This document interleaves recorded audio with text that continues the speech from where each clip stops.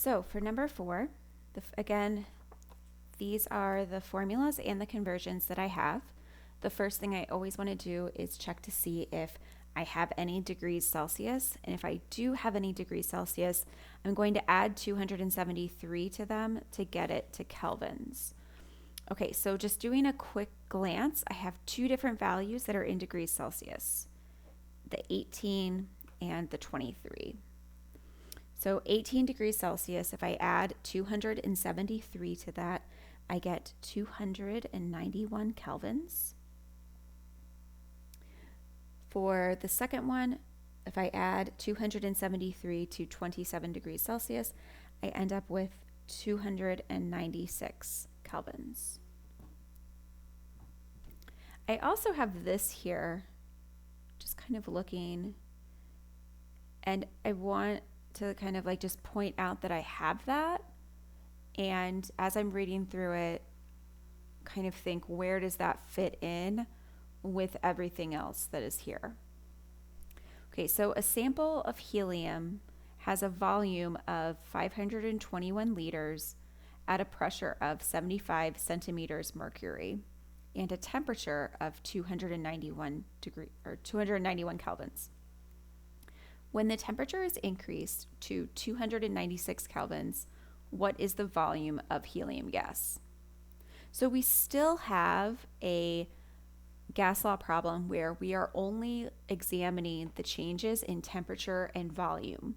We just happen to be given this pressure, okay?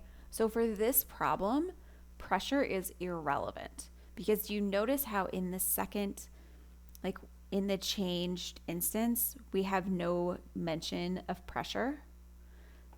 So that's why I'm just going to cross that out because that's extra information that we actually don't need. Okay. All right. So let's read through this again and assign variables to our values.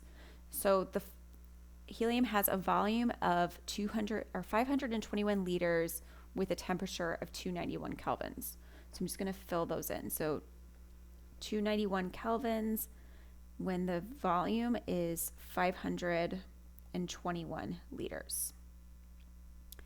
The next one, the temperature is increased to 296 kelvins, and we do not know what the second volume is. We do know that it's going to be in liters because this is in liters, but that's all that we know. Okay, so I'm going to use my equation. So V1 over T1 is equal to V2 over T2.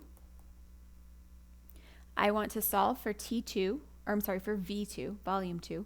So I want to get that by itself, so I'm going to cross multiply first. I think it makes it a lot simpler to get rid of the fraction right away. So we want V2 on its own, so I'm going to move T2 over, or T1 over rather. So V2 is equal to V1 T2 divided by T1.